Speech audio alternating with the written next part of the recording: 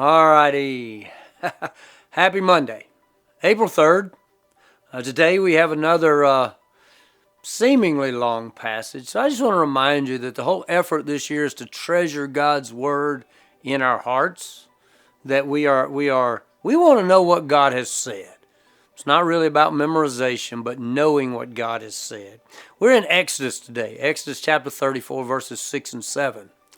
The Lord passed in front of him and proclaimed, the Lord is a compassionate and gracious God, slow to anger and abounding in faithful love and truth, maintaining faithful love to 1,000 generations, forgiving iniquity, rebellion, and sin.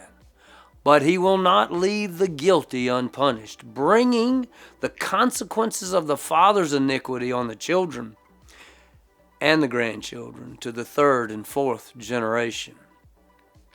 This is the account where God met with Moses. This is God speaking to Moses in Exodus 34.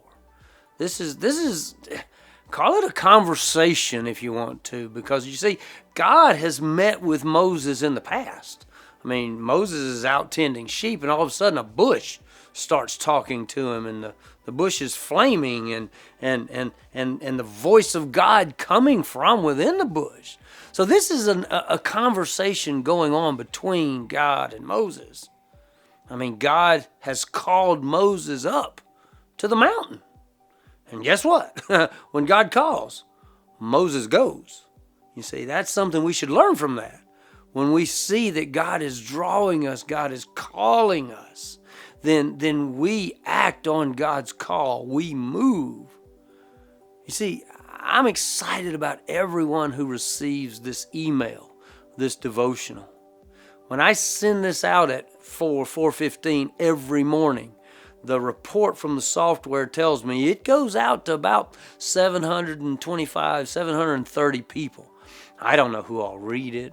I don't know who all pay attention to it, but I'm excited about everybody that receives it. I get comments. I get email responses. I have people at worship on Sundays who tell me they're enjoying the devotional or they're enjoying the video. The comments about people who are watching the videos. It's all very cool. You see, I believe God calls us up to the mountain devotionally. We're to go and spend time with God every single day. God had called Moses up to the mountain.